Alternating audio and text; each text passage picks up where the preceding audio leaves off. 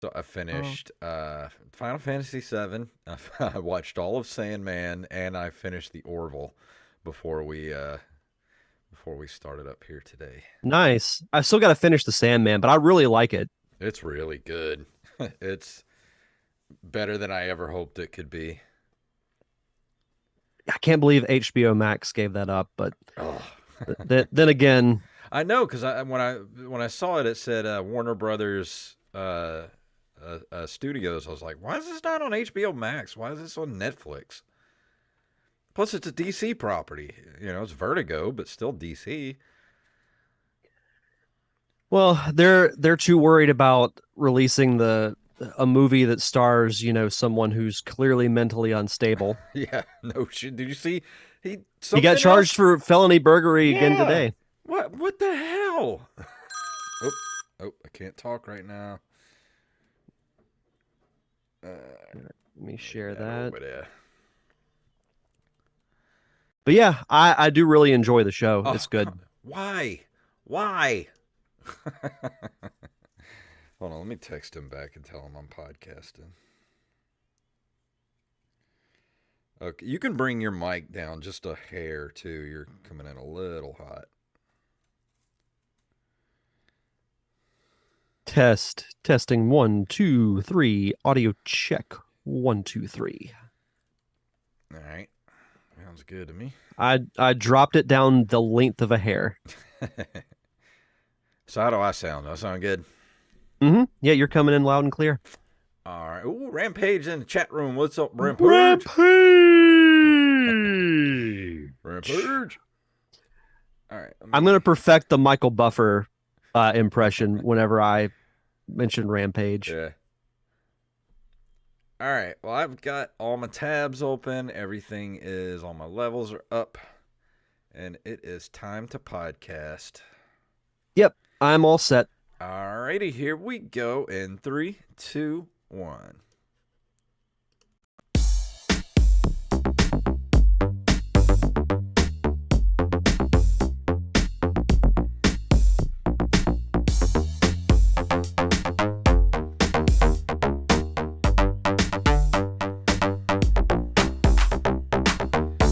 Greetings, programs, and we're back for another episode of the Nerd Cave Retro Show. My name is Jason Robbins. And my name is Derek Diamond. So it has been a full week of finishing TV shows and TV shows that dropped. I finished Final Fantasy VII. It has been it's been eventful the past week. Yeah, it sounds like it. I know you also finished The Sandman, which I'm about halfway done with watching it. I really like it so far, and I went in knowing absolutely nothing about that character or that universe. So it's been a nice surprise. I would highly recommend going back and getting some of the trade paperbacks of those issues because it's very faithful to the comic. I mean, they've taken some liberties, like some of the characters they've made female, and stuff like that. But that's all fine. It's all good. Doesn't change anything. It's so everything I expected it to be and more.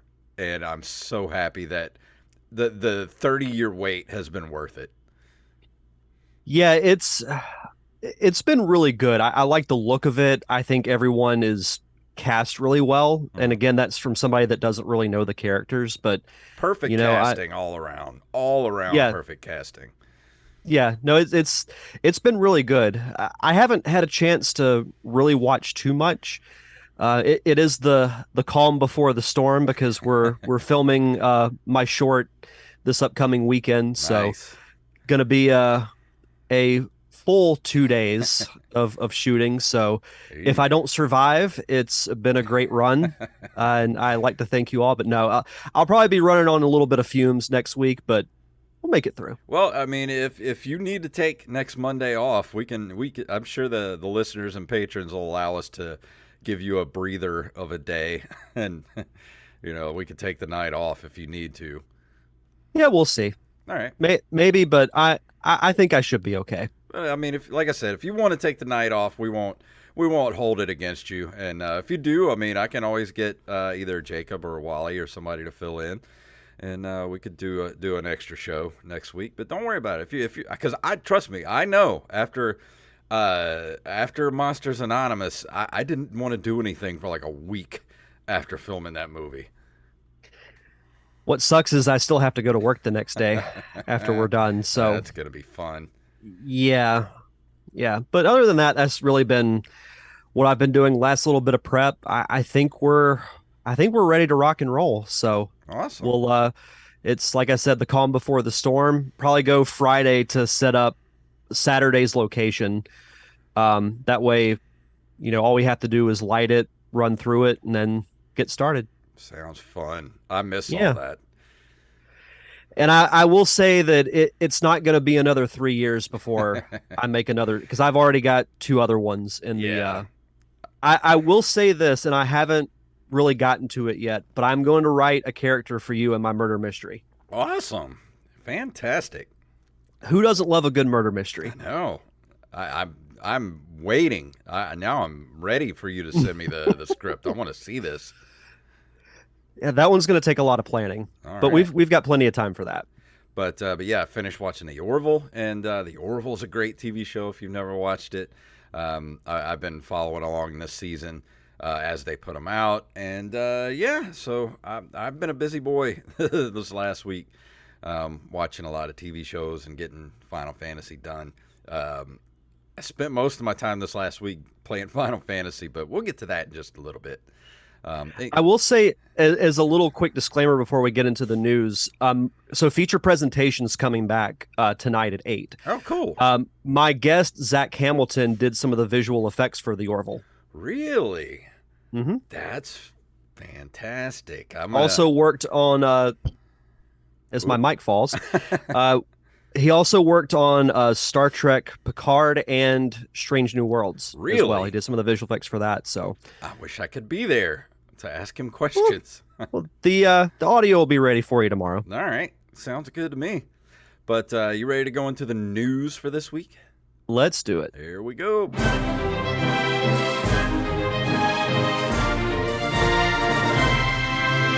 Today's stories were submitted to us by Mr. Carlos Longoria himself. I am the Rampage. And Mr. Armez Jackson. And if you have a story you'd like us to cover, send them to nerdcaveretro@gmail.com. And the first story tonight comes from TheVerge.com. Indonesia bans access to Steam, Epic Games, PayPal, and more. The Indonesian government has blocked access to a range of online services, including Steam, Epic Games, PayPal, and Yahoo, after the companies failed to comply with a new requirement related to the country's restrictive content moderation laws. In line with the rules, companies deemed private electronic systems providers must register with the government's database to operate in the country, or otherwise face a nationwide ban. Indonesia gave companies until July 27th to comply and has since banned those that haven't. So what do you think? Indonesia, like, just straight up just saying, nope, you're not allowed here anymore. Dropping the proverbial hammer, if you will. Yeah. Honestly, out of all of these, and there's a full list farther down in the article, the one that surprises me the most is PayPal. Yeah. Because PayPal's been like a form of international payment for like a decade plus. So I find that one to be the most surprising, if I'm being honest. I don't really understand what it is they're making them agree to, because it doesn't, the article doesn't really spell it out. It just says, that they're register and comply with regulations. And of course, here some of the affected services are Yahoo, Steam, Dota 2, Counter-Strike, Epic Games, Origin, Xander, and PayPal, to just name a few. And that's just, damn, they're like throwing the hammer down on these online companies. It says here the requirement is part of an overarching law called MR5.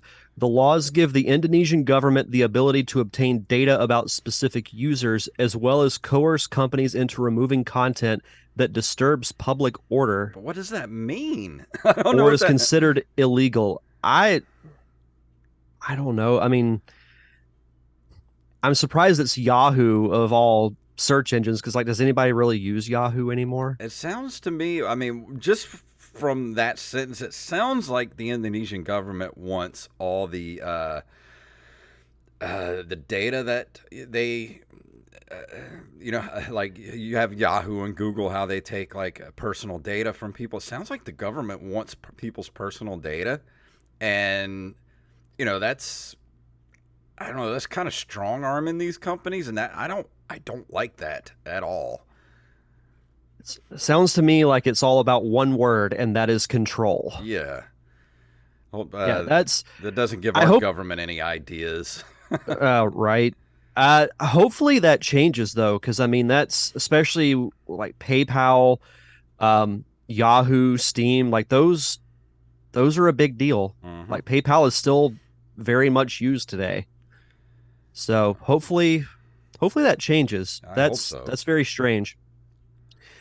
Our next story comes to us from retrododo.com. Pre-orders now live for the C64 Collection 1 and Alwa's Awakening / Cathedral Evercade cartridges.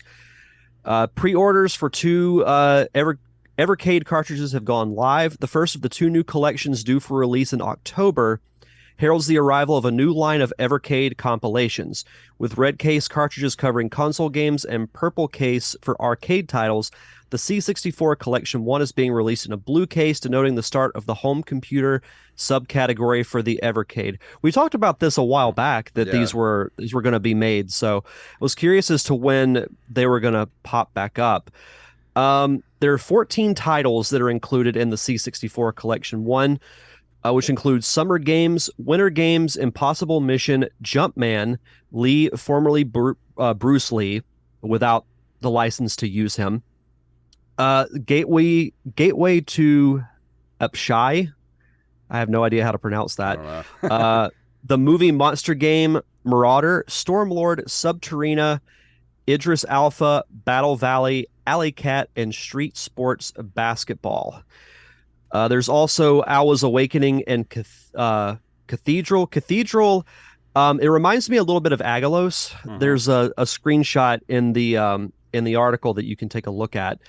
But these will be available on Amazon, and if you look to buy them locally, you can find them at Best Buy Yeah, you whenever can they come out. also go to evercade.co.uk to look up all the stuff here. So just go to Hmm. that address, evercade.co.uk, and check out everything they have to offer. I'd be curious to get there's a version of it that reminds me of the Switch that we talked about a while back. That'd be Yeah, it intrigues me. I don't know if I'll actually get one, but it sounds kind of cool and it looks really cool yeah, too. I'd love to have one, but I doubt I'll ever have one. Yeah, I mean it's not as expensive as you might think, but it's one of those things that Not a pri. maybe down the line if I ever have any like extra money, I might get one, but Yeah, not very likely. not a priority. Yeah. Next story comes from mynintendonews.com. The Nintendo Switch has now sold 111.8 million units worldwide. Nintendo has announced that the Nintendo Switch family of systems has now shifted over 111.8 million units worldwide since March 2017.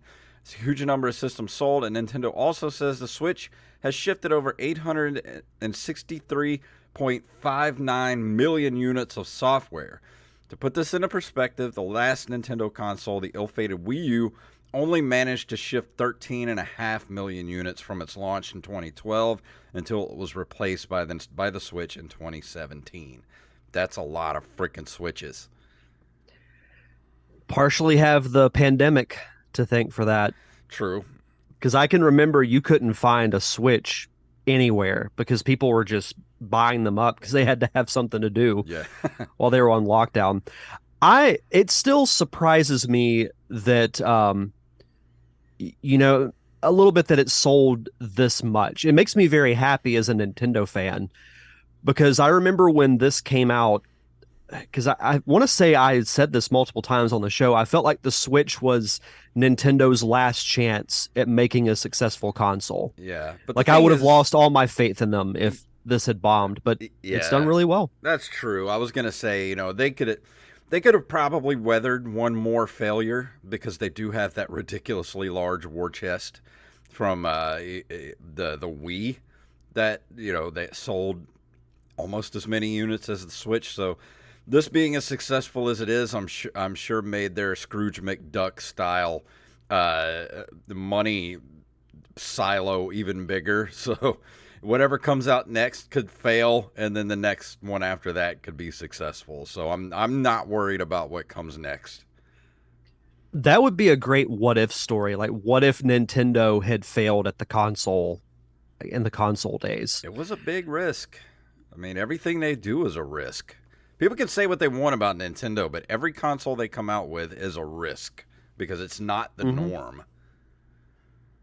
Well, I just think like how well would say a Zelda sell if it was available for the PlayStation or the Xbox or a Metroid? I don't know. I think there's just something special about playing those games specifically on a Nintendo console. I don't know if they would do as well on if Nintendo was software only. Maybe initially they would do well just because of curiosity's sake. Because Mm. I have several friends who say that they would love to play a Zelda game, but they're not going to buy a Nintendo console just to do it.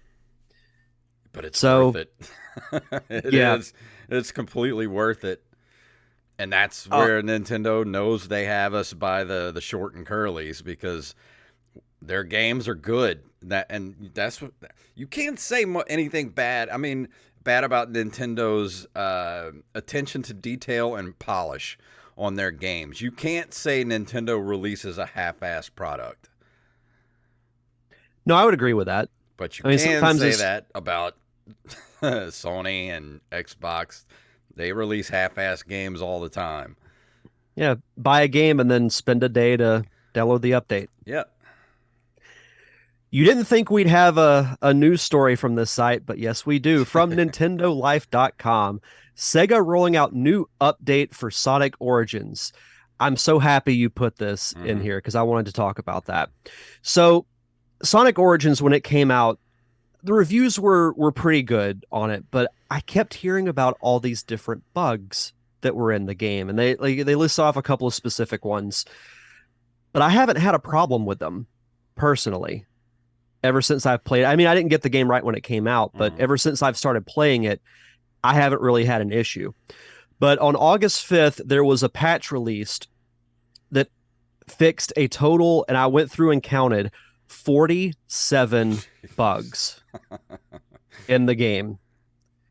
Most notable from Sonic the Hedgehog 2, a bug was fixed where Tails would not return from outside the screen and a sound effect would continually play. Uh, caused the sound effect for collecting rings to be interrupted when collecting them in quick succession. In Sonic 3 and Knuckles fixed a bug where leaving many item boxes in front of the sub boss of Hydra City Zone Act 1 would cause the game to crash when defeating the sub boss and moving on to the next act. How could you leave this many bugs I in a don't. game before you release it? It was crazy. I'm like sitting there just scrolling and scrolling and scrolling, and I'm like, how do you let this? Like you said, how do you release this with this many freaking bugs in it? I don't know. And maybe it's hypocritical of me because I bought the game, but in playing through them on the Switch has been nice. Like they're remastered in widescreen, which is really cool. But I wish they would have put like one or two more of the classic games. Like you could have put Sonic 3D Blast on here, no problem. You could have put even, the like a couple of the spin-off games would have been cool instead of just putting these four. But that's just me. Yeah, It's still fun to play though. I mean, it's good to know that they're still working on it and they fix all the bugs. But geez, that's a list, like a Mm-hmm. laundry list of bugs that you should have caught before this thing went out the door. Yeah, I don't get it. The last story tonight comes also from Nintendo Life. Hot Lap League is a slick arcade racer, and it's out now.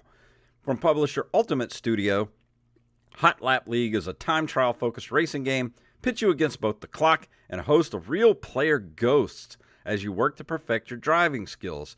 It's all out for the Switch right now, with the deluxe edition setting you back £17.99, which I don't know what that relates to in dollars. I think they're roughly about the same right now.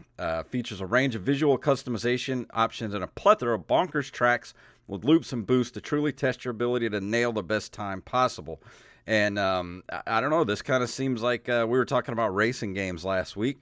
This looks like something that might be pretty fun to try out for the Switch. 17.99 pounds equates to $21.74. Oh, wow, the in the dollar is US. beating the hell out of the pound right now. Right. USA, Right. USA. Should have worn my Captain America shirt. Yeah. So I watched the trailer for this before we started. It looks pretty fun. Like I'm not a huge fan of racing games, but if you're a fan of the genre, it looks really fun. And for $20, Yeah, you can't it's beat not it. terrible, I don't think. So I doubt that I get it personally, but it still looks pretty I don't cool. know. If I get a little extra cash, I might try it out. I've been looking for a good racing game lately. Ever since we talked about F-Zero last week, kind of been having an itch to play a racing game. Yeah, I haven't played. When was the last time? It's been forever since I played Mario Kart, Me too. or It's really any been kind of racing game if I think about it. probably a couple of years since I've touched it at this point. It's probably pretty close for me too. I think, yeah, it's been a while since I've played Mario Kart. I might have to remedy that this week. But Yeah. now we are going into this month in video game history.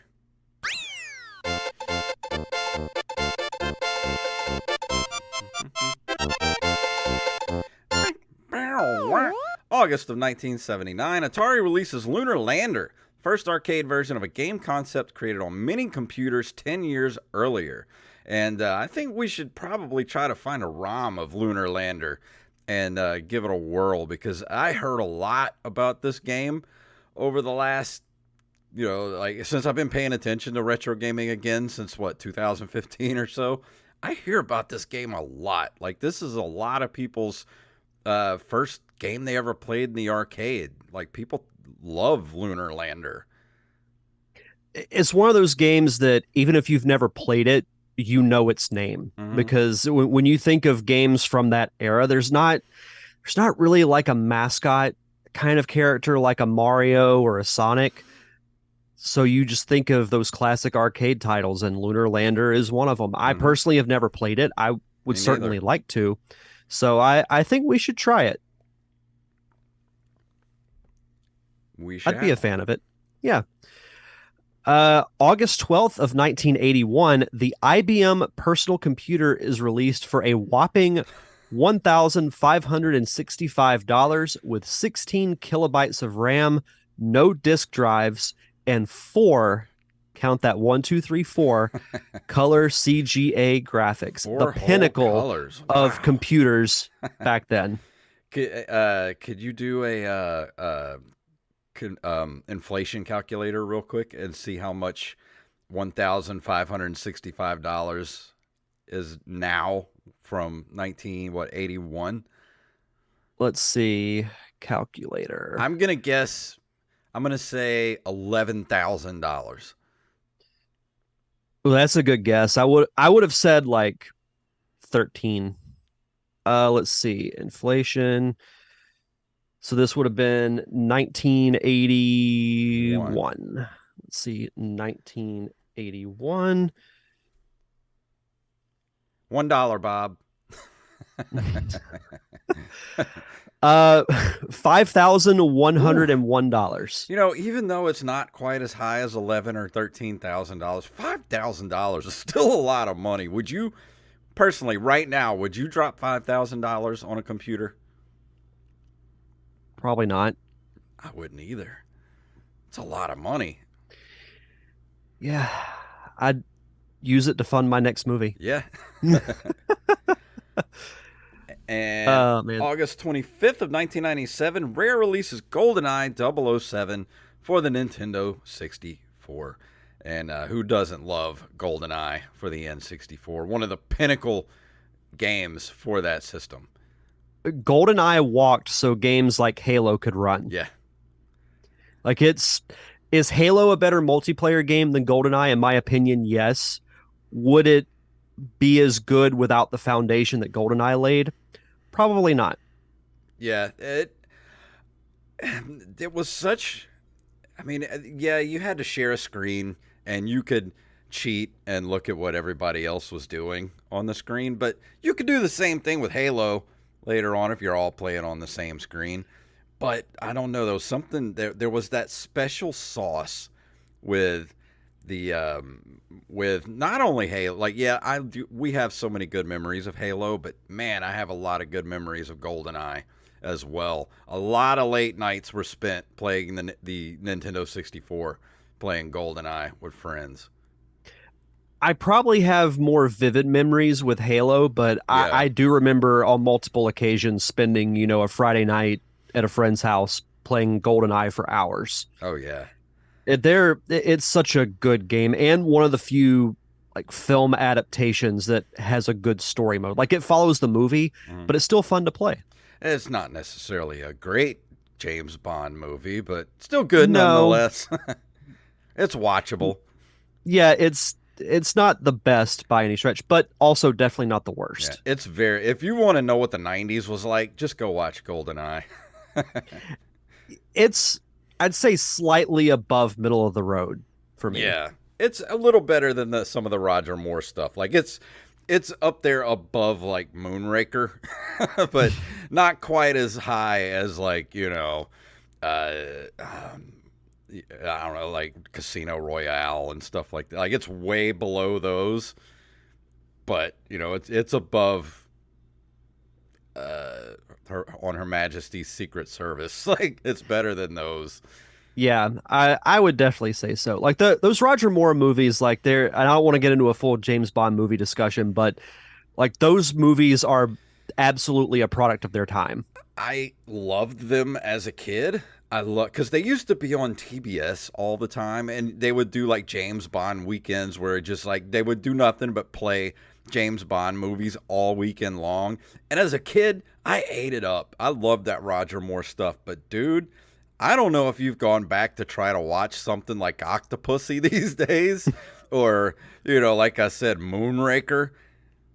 Ugh, they're Yeah, not good. can't say that I have. Same like I was introduced to James Bond with Roger Moore because my dad was a huge James Bond fan. So, he had all of them recorded. So I watched them and I loved them as a kid. But then as I got older, I watched like the Sean Connery ones and I'm like, Hmm. these are just so much better. Yeah, they were. They're still Yeah, watchable, but man, those Roger Moore ones they're hard to go back and watch. They're not good. I'm sure. I'm not even going to attempt it. To close us out for this month in video game history, August 28th of 2000, Camelot Software Planning releases Mario Tennis for the Nintendo 64 in North America and also features the debut of Waluigi, one of the Hmm. more popular side characters in the Mario universe. And I remember playing this game, getting it when it came out. I wasn't really into like the Mario Party or the Mario Golf, and I know Mario Strikers has come out since then, but I was never really big into like the sports spin-offs of Mario. But there was something about the tennis one that just like the advertising for it just appealed to me and played it, really enjoyed it. I also played it for the Game Boy Color and it was really good too. I don't think I have ever played a video game tennis game. Have I reviewed Mario Tennis? I don't think so. Maybe you If I should. ha if I haven't, that's what I'll review for next week. Okay, sounds good to I'll me. I'll, I'll have to look and see. All right.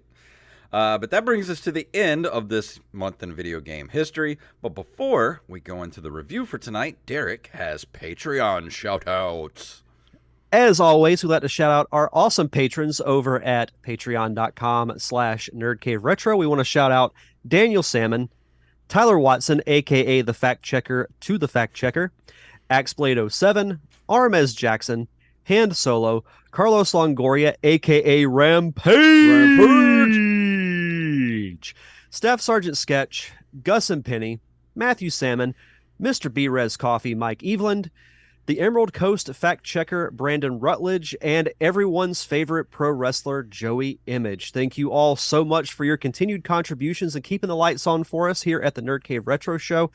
If you want to be a part of our awesome Patreon community, you get early access to our amazing and fun commentary tracks. Like this Mm-hmm. past month, we did a nice TGIF time block with some Family Matters and Full House. That was a lot of fun to go back. There was a couple of cringeworthy moments on the Yeah, shows, but a little they're bit. fun to go back and watch.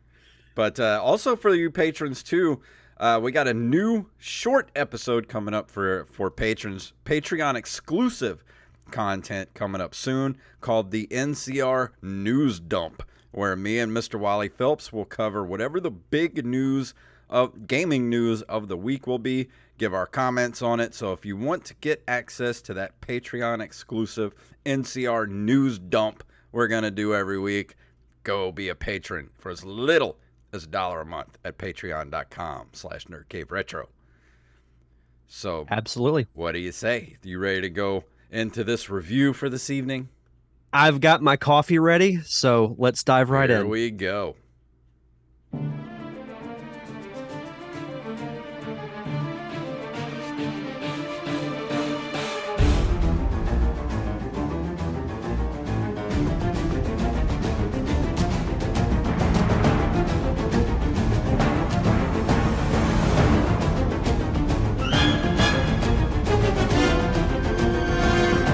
The hardest part of picking music for this game to do the little intro is every single piece of music for this game is a masterpiece. And I just basically just eeny, meeny, miny, mowed it and just picked one. I got a little Pirates of the Caribbean vibe from that track. Dude, that was really good. It's got there's elements of like Pirates of the Caribbean, dude. There's Star Wars. There's every little piece of music reminds you of something else. It's so perfectly crafted for this game because that's what this game is like it's elements of everything like that we love. There's like little pieces of Star Wars in there, and there's little pieces of Blade Runner, and just like steampunk stuff. Like everything you love about sci-fi, there's a little bit of it in this game. And what I'm talking about is the Final Fantasy VII Remake, which was released in 2020. I played it for the PS4, and the reason I played this game is because we did get a huge contribution a couple of months ago from one of our patrons and listeners, and one of the stipulations was that they wanted me to review a Final Fantasy VII game. So first thing I did, I went out and bought this for the PS4, and I got the Switch version as well. And I figured I better play the Switch version first, so I kind of get the feel for the original. And I reviewed that a few weeks ago, and then I delved into this immediately afterwards.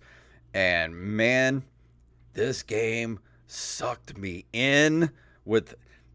You know how much I love a good story-driven action game.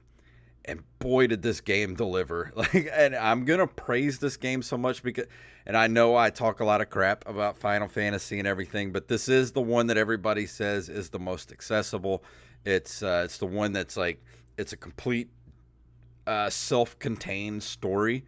Like it doesn't have anything to do with any of the other Final Fantasy. It's just set in that it's just got a Final Fantasy name on it. Like this could have been something completely different, and I would still feel the exact same about it.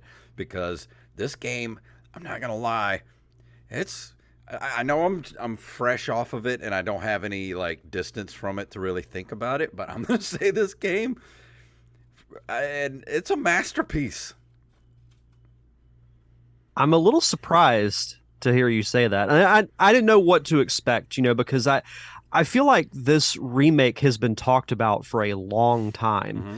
Because the original came out in the late 90s, and I remember hearing, I want to say at least 5 or 6 years ago, that this was going to be remade. And I remember seeing like early screen caps of it, and it looked amazing. Yeah, the visuals, and I'm like, dude, the visuals in this game are incredible. The mixed with the music, the voice acting, like some of my favorite characters are in this game. Like I want more from these characters that are in this game. Well, it seems like you will because it says here it's the first of a planned trilogy of games Hmm. remaking Final Fantasy VII. Well, that's the thing. It says I put in the notes here too. There's an article here for Fantasy VII called it's part two of the Final Fantasy VII remake, and it's called Final Fantasy remake called Final Fantasy VII Rebirth. And you can get to this article on IGN.com. It's going to be out um next winter in 2023. So we have a whole nother year before it comes out. But like you said, there's going to be supposedly three parts to it because the original game is pretty huge. Like it took me what 20 how many hours did I put into it? I didn't even finish the original. I was close to the end, but I put roughly 25 hours into that game. I put 25 hours into this game, and like this game is only the first third of that game. This is just the Midgar stuff. Like you don't even leave Midgar. This is that entire Midgar section fleshed out as it could possibly be. They wrung out every single bit of story that they could get. Like they stretched everything out, they fleshed everything out, and it was a good 25 hours in this game to finish it. And which to me is, you know me, I like a good, and I've said it 100 times before, a good game to me is somewhere between 12 to 15 hours. Because if you play something like Resident Evil 7 remake, Resident Evil 2 remake, I think that's roughly about 10 with the two stories if you play it all the way through. Um, but this one being 25, I felt like was the perfect amount. I mean, maybe they could have shaved a little bit out of it. Maybe, but you're so enchanted by the world and the people, and I just wanted to explore the world. Just that, and the entire, there's something intriguing about that weird mix of, you have the plate where all the rich people live, and you're trying to take out the reactors and everything. Then you have the undercity, which is where I wanted to spend most of my time. That's where all the cool stuff was the undercity, like the slums and the wall market and all that stuff. Like I could have spent all my time in there if this was like an MMO situation. It seems like it's the right decision by them to split this into three games because it's almost like, when you talk about like the Harry Potter movies, you can go back and look at how long the books were, Mm-hmm. and you think, well, maybe like Goblet of Fire, for example, probably should have been two movies because you see the size of that book and it's huge. I like the fact that they've taken so much like attention to detail Mm-hmm. with this. And I have not played the remake, but I did watch some gameplay of it and I've looked at some screen caps. Like you said, everything from the visuals, the music, the voice acting, everything, you can tell that not a single bit of this game is half-assed. Yeah. No, they didn't. They did not skimp anywhere in this game. And the way the story folds out in front of you, and the whole story arc that you go on, just in this first third of the game as a whole, the story arc that your character Cloud goes through, and being in a group with these people who are, you could say they're eco terrorists, but they're trying to save the planet. The planet is dying because of this company that's, sucking all the planet juice, which you can go get right now, Planet Juice t-shirt at ncrmerch.com. And but yeah, the way the story plays out just sucks you in, and the character development with all these characters just, like, I don't think I've played a game that I've been this into, like really into, for a long time, to where I couldn't wait to get back to playing it after, I would play for a couple of hours, be like, okay, I've played enough for today. I would just think about it and be like, can't wait till I can get back to it and play some more. I don't think I've had a feeling about a game like that since Breath of the Wild. Just, because Yeah. there is a game that comes along every now and It's then where that you just feeling. That's Yeah, the last time I had this feeling as well, was playing Breath of the Wild. where it's like as soon as you put it down, like you might kind of clear your head for a few minutes, but you're like, I could play more. Yeah. I shouldn't, but I'll play more. I could play more. And there's so many, and I would say yes, go back if you have the time. Go back and you've never played these games, do go back and play the original, because that'll make you appreciate this one much more. Especially it did for me, because it has all of those quality of life improvements that I spoke of last time, especially with things like, with your quest log.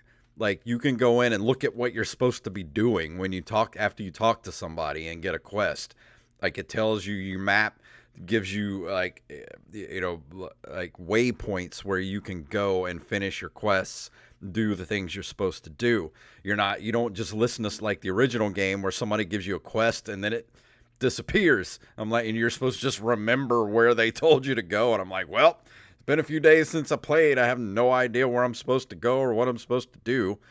And so this one has all those quality of life improvements.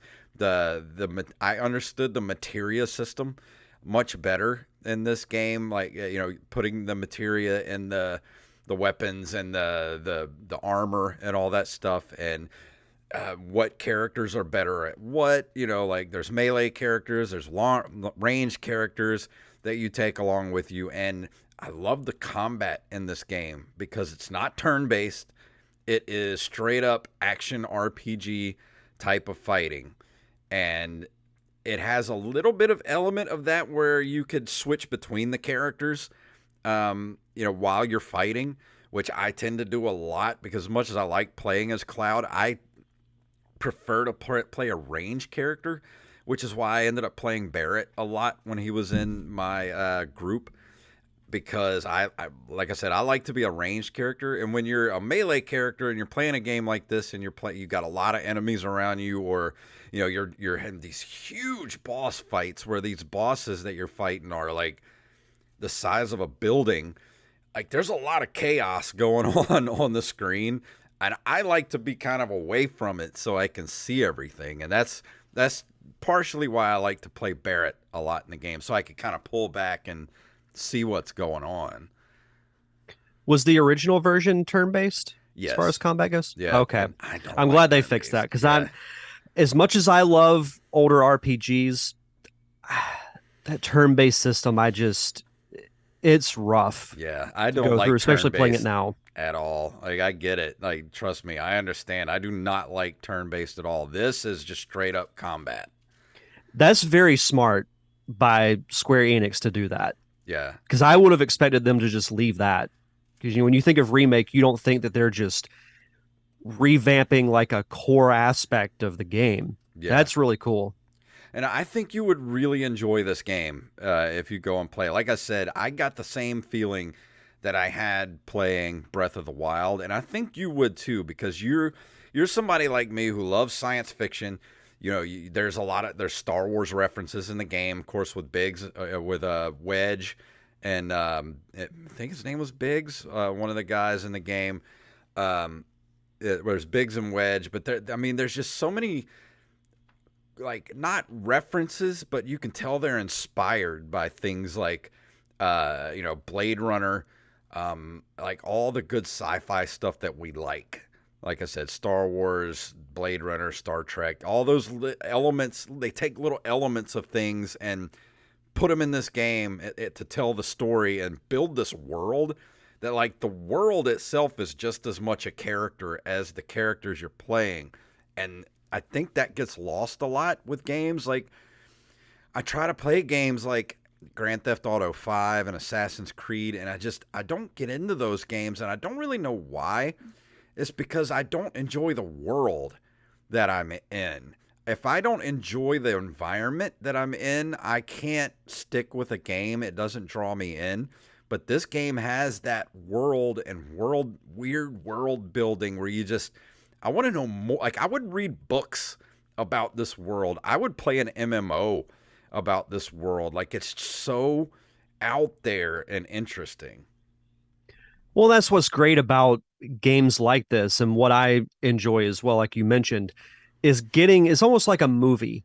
Yeah, You yeah. want to get lost in the world. Like you want to see like the little nuances that are going on, like not even just so with the main characters, but with minor characters that you meet that might sound kind of interesting, and just being a part of it. Like Breath of the Wild, I loved that version of Hyrule. Hmm. I wanted to know more about what happened to cause it to become that way.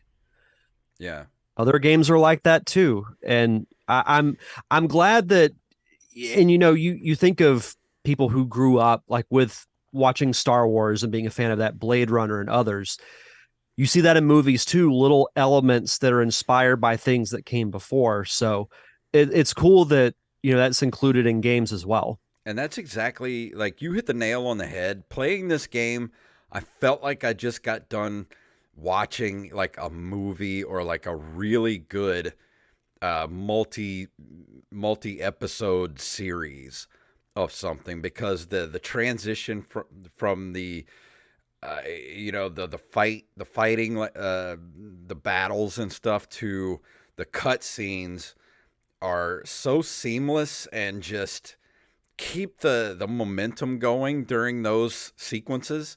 And you get like, you'll have these chapters you go through where it's just boom boom boom, it's just one battle after another, and it goes on for a few hours of game time. But then you hit that one big boss battle, and then things breathe for a bit, and you get to just kind of settle down and go to a new area and talk to new people and things like that. Like the game is paced so well that like I said, you'll be doing these one after another, battles and cutscenes for like 2 straight hours, and then it's just whew, you get like that breath where you catch up and think about everything that just happened, and then you're like, all right, well, I got another couple hours of doing quests for people and things like that. And it's not an open world game, like it's not like an MMO or anything like that. It's very linear. Like you're not going to get to go like explore the entire world. I mean, you can later in the game if you want. You can just go wherever you want because the whole place is open up to you at that point. Like you can go back to places there. It's very Metroidvania like that. There's a lot of backtracking and things like that, but it is very linear. Like it pushes you to that next objective and keeps the story going. And I think they did it masterfully. That was going to be my next question: is how open world, like I wasn't expecting it to be like a Breath of the Wild, but do you have to, like, once you complete a certain area, do you have to go somewhere else and then you can't go back? But it's Sometimes it but you is like that. There, as the story progresses, there are certain spots where, like, okay, if you go to this next spot, you're not going to be able to come back to this area for a while, or you need, you still have open quests. Do you want to leave this area? Because if you leave, you're not going to be able to come back. There are certain sections like that in the game. And then further along you get in the game, there's a part where the Sector 7 slums get decimated because they drop one of the, like, the company Shinra drops one of the plates onto the undercity to get, basically frame you and your friends, at which are, you're called Avalanche, to blame you for it. And you can't go back to that section after that. So the game does let you know, like, if you progress the story from this point forward, you're not going to be able to come back. That's interesting. I like I said, I had no idea what open world or lack thereof aspect there was, but I I guess it's not surprising. But yeah, I mean, once you beat the game, though, you can go back to any chapter you want Oh, good. and replay chapters. So that's one of the things you get to do once you finish the game. Because there are really cool spots in the game that, there were some places where I did want to just progress the story, and I didn't finish some of the side quests that I was on, and I was just like, I don't really want to do these right now. Like I want to get, like, I really want to see what happens next in the story. So I was like, I'll just forget these little quests and maybe come back later if I can. I think you've sold me on this. I'm I'm telling gonna have you, to play it. I think you would really enjoy it. Like, I felt like I got done watching a really good sci-fi movie or TV series. Yeah, I'm gonna need to play this once I get some free time. I would because I've been like, there's been a couple of RPGs that I've been playing off and on, but I haven't had one to really hook me because I've been really wanting like a good long form game to play. Yeah, and it does have a lot of Resident Evil vibes in it too, like with some of the you get later on in the game with some of the laboratory stuff and some of the final places you go to and some of the enemies you have to fight. Like it has a very that ending of Resident Evil 2, in the umbrella, um, the underground facility or whatever. It does have a lot of that feeling to it, and that really spoke to me because I was like that. I'm getting a lot of Resident Evil vibes right now in this game.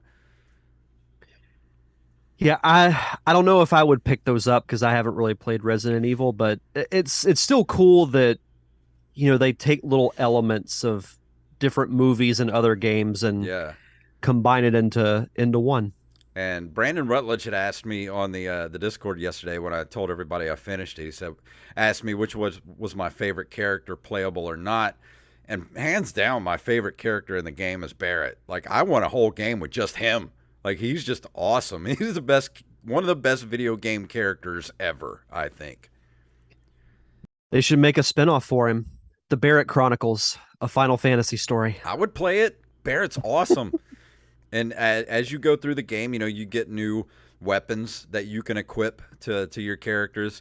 And one of the cool weapons that he gets is this big, like, because he's got a gun for a hand, which I don't know how that works because it seemed like that would really get infected.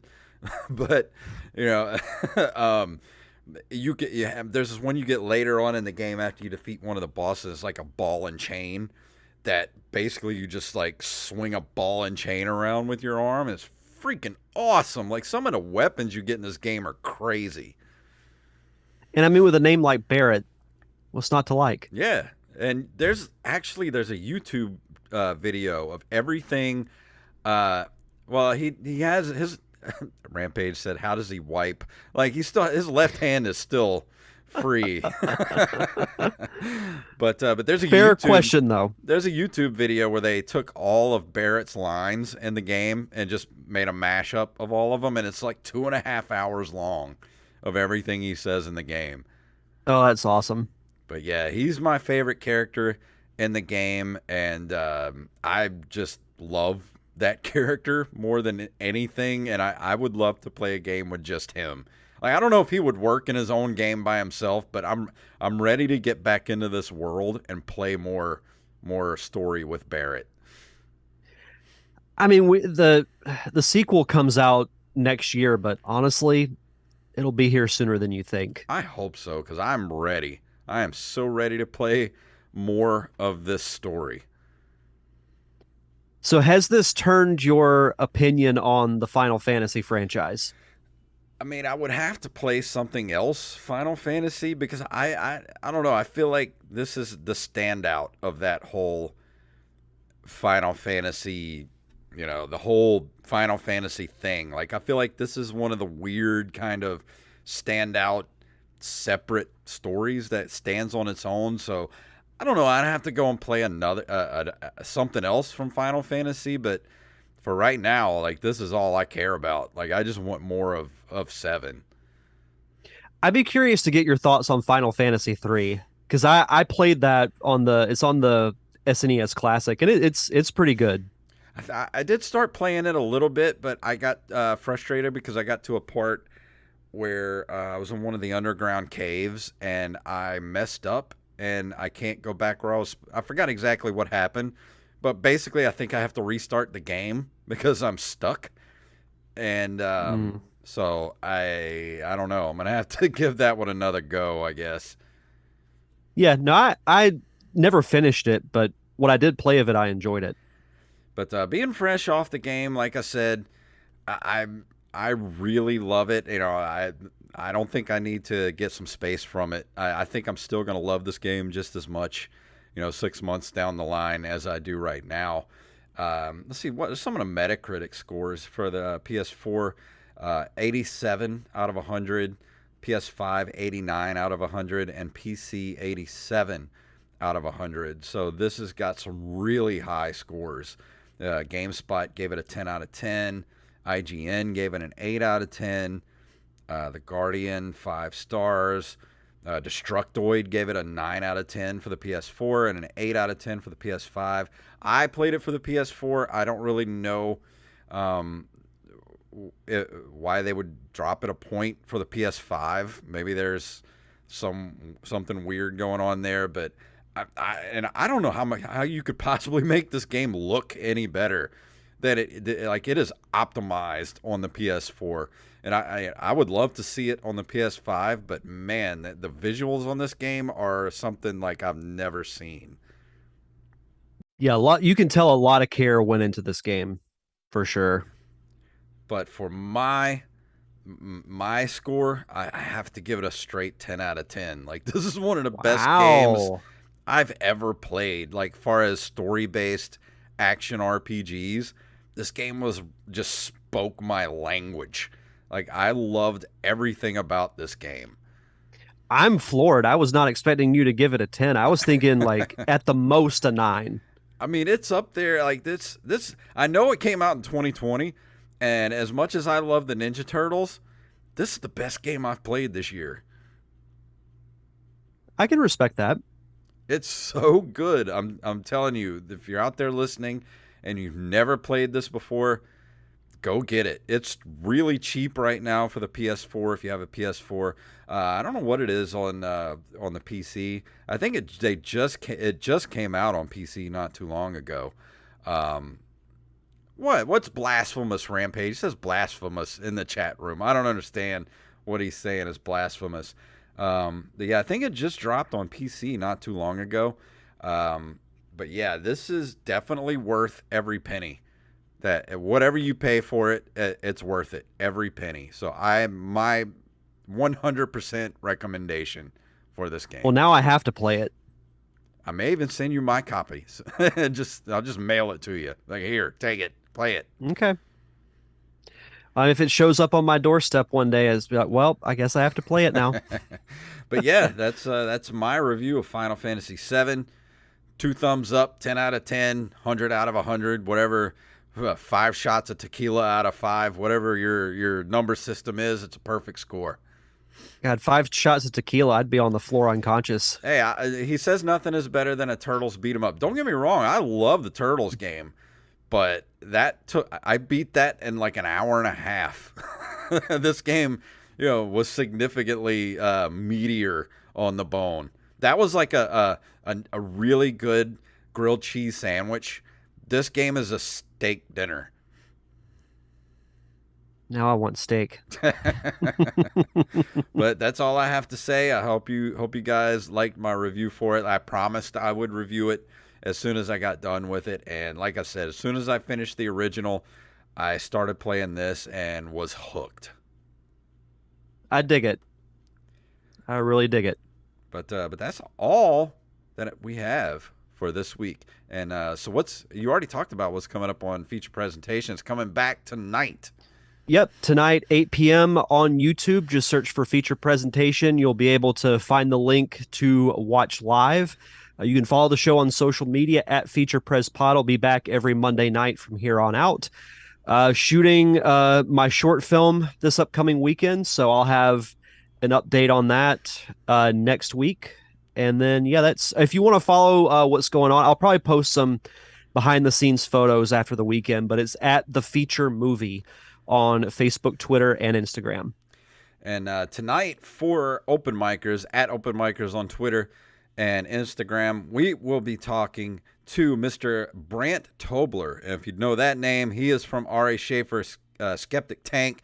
He's got a best-selling book called Free Roll, and he's going to be on the show tonight. So go check it out. We have a full month of really good comics.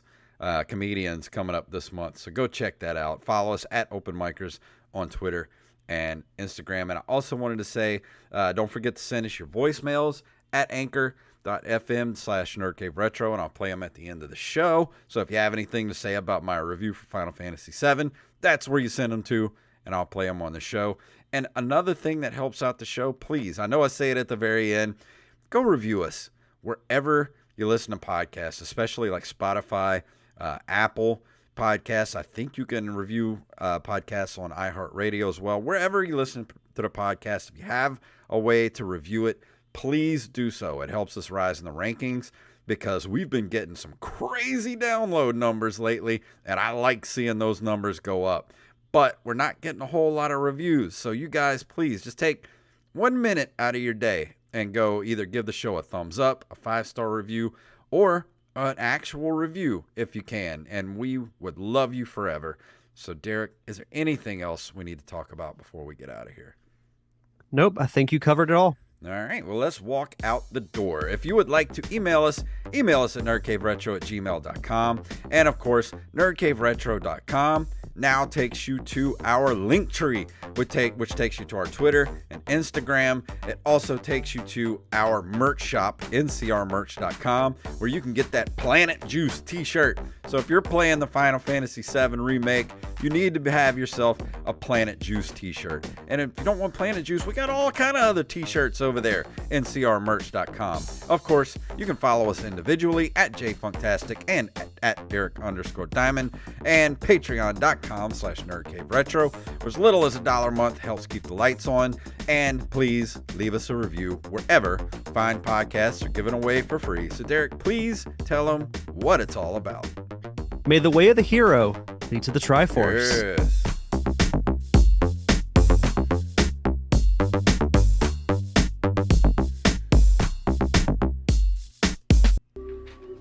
I love the Power Glove.